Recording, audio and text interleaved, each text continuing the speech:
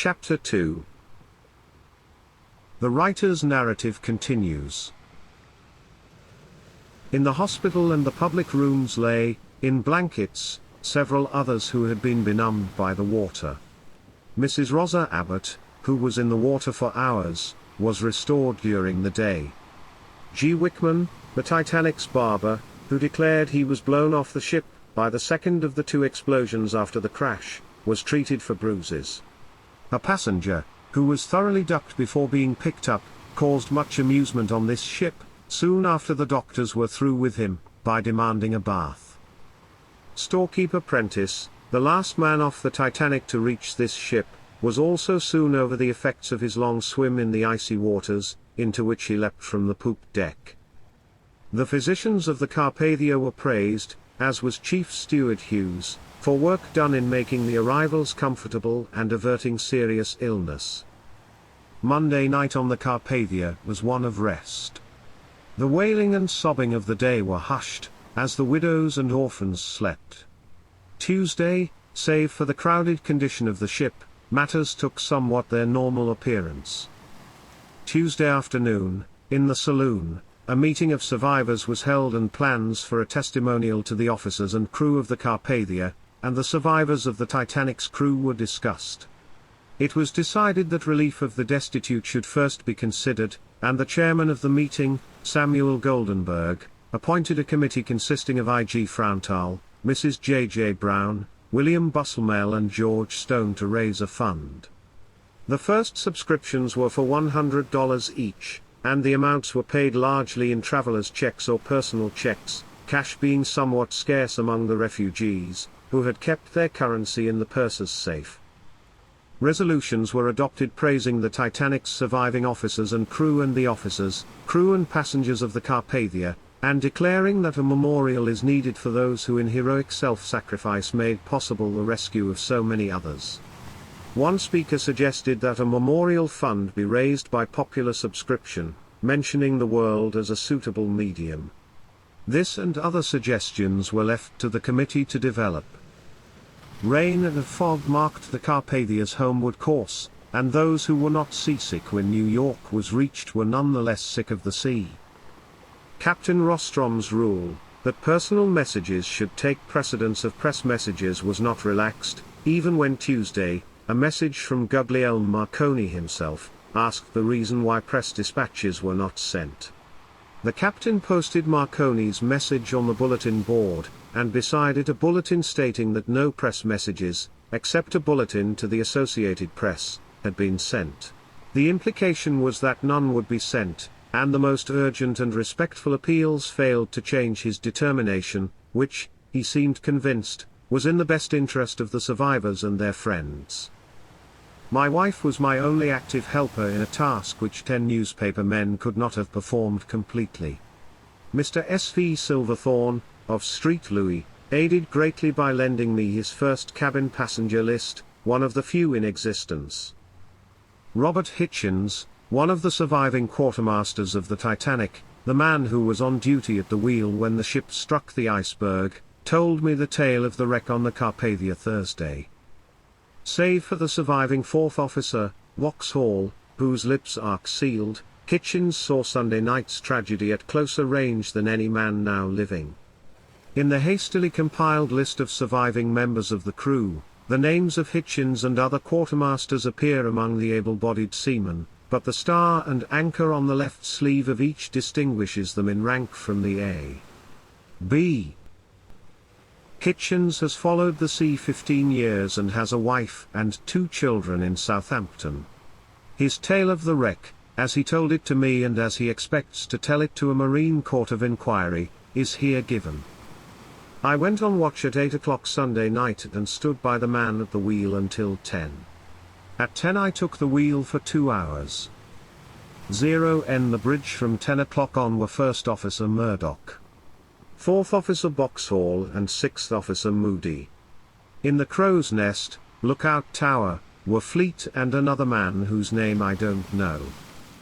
2nd Officer Lightoller, who was on watch while I stood by, carrying messages and the like, from 8 to 10, sent me soon after 8, to tell the carpenter to look out for the fresh water supply, as it might be in danger of freezing.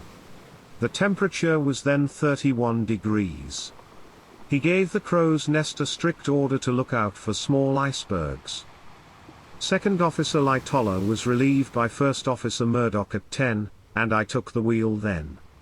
At 11:403 gongs sounded from the crow's nest, the signal for something right ahead. At the same time, one of the men in the nest telephoned to the bridge that there was a large iceberg right ahead. As Officer Murdoch's hand was on the lever to stop the engines, the crash came. He stopped the engines, then immediately by another lever closed the watertight doors. The skipper, Captain Smith, came from the chart room onto the bridge. His first words were, "Close the emergency doors." "They're already closed, sir," Mr. Murdoch replied. "Send to the carpenter and tell him to sound the ship," was the skipper's next order. The message was sent to the carpenter. The carpenter never came up to report. He was probably the first man on that ship to lose his life. The skipper looked at the commutator, which shows in what direction the ship is listing. He saw that she carried 5 degrees list to the starboard. The ship was then rapidly settling forward. All the steam sirens were blowing. By the skipper's orders, given in the next few minutes, the engines were put to work at pumping out the ship, distress signals were sent by Marconi and rockets were sent up from the bridge by Quartermaster Rowe. All hands were ordered on deck and life belts were sewed to the crew and to every passenger. The stewards and other hands helped the sailors in getting the boats out. The order women and children first was given and enforced. There was no panic. I was at the wheel until 12:25. It was my duty to stay there until relieved. I was not relieved by anyone else, but was simply sent away by Second Officer Lightoller, who told me to take charge of a certain boat and load it with ladies. I did so, and there were 32 ladies, a sailor and myself in the boat when it was lowered, sometime after 1 o'clock, I can't be sure of the time. The Titanic had 16 lifeboats and 2 collapsible boats. All of them got away loaded, except that one of the collapsibles did not open properly and was used as a raft. 40 sailors and stewards who were floating in the water, got on this raft, and later had to abandon the raft, and were picked up by the different boats. Some others were floating about on chairs when picked up. Every boat, so far as I saw, was full when it was lowered, and every boat that set out reached the Carpathia. The green light on one of the boats helped to keep us together, but there were other lights. One was an electric flashlight that a gentleman had carried in his pocket. Our boat was 400 yards away when the ship went down. The suction nearby must have been terrific, but we were only rocked somewhat. I have told only what I know, and what I shall tell any marine court that may examine me. G. Whiteman, of Palmyra, N.J., the Titanic's barber, was lowering boats on deck A, after the collision, and declares the officers on the bridge, one of them Second Officer Murdoch, promptly worked the electrical apparatus for closing the watertight compartments. He believes the machinery was in some way so damaged by the crash that the front compartments failed to close tightly, although the rear ones were secure. Waitman's manner of escape was unique. He was blown off the deck by the second of the 2 explosions of the boilers, and was in the water more than 2 hours before he was picked up by a raft. The explosions, Whiteman said, were caused by the rushing in of the icy water on the boilers. A bundle of deck chairs, roped together, was blown off the deck with me, and struck my back, injuring my spine, but it served as a temporary raft.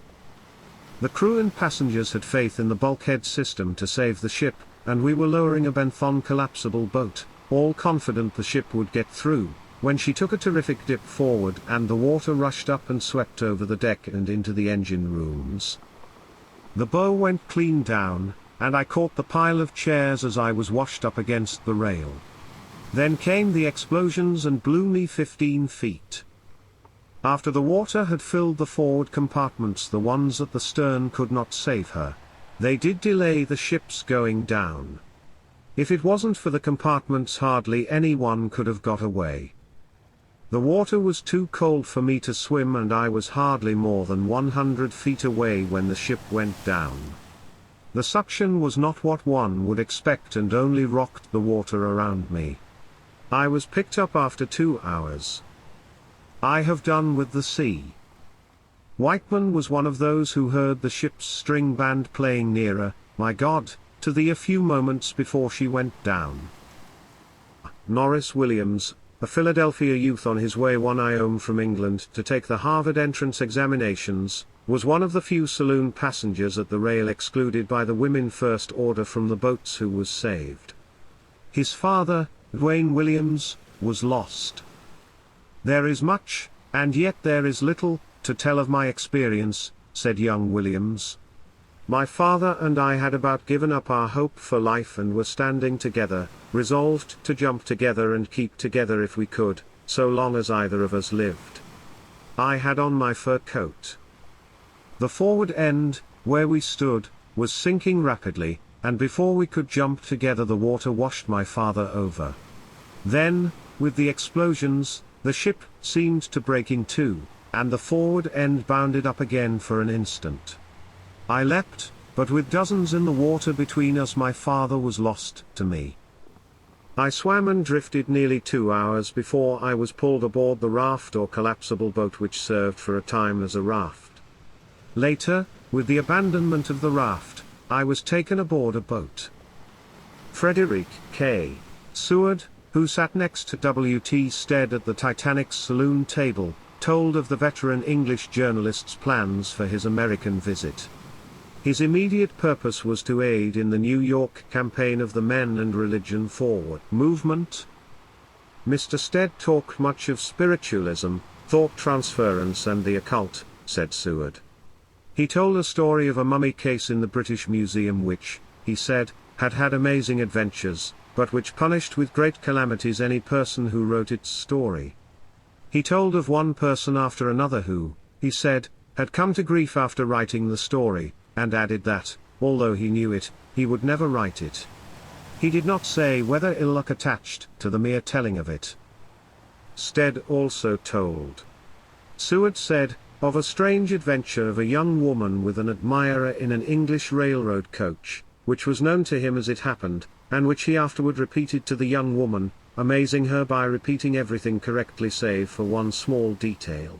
Had Harold Cotton, Marconi operator on the Carpathia, gone to bed Sunday night at his usual time, the Carpathia would have known nothing of the Titanic's plight, and the lifeboats, without food or water, might have been the scenes of even greater tragedy than the Great Death Ship itself.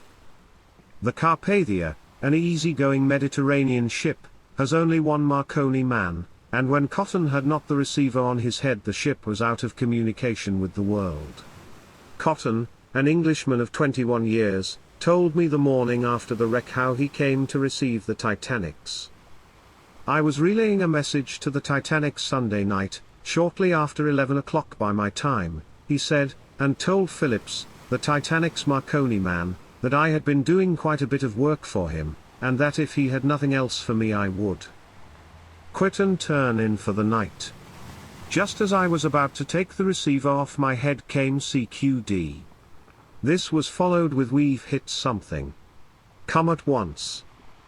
I called a sailor and sent word to an officer, and a few minutes later the captain turned the Carpathia, at 18 knots, in the direction of the Titanic, which was 60 miles or more from us.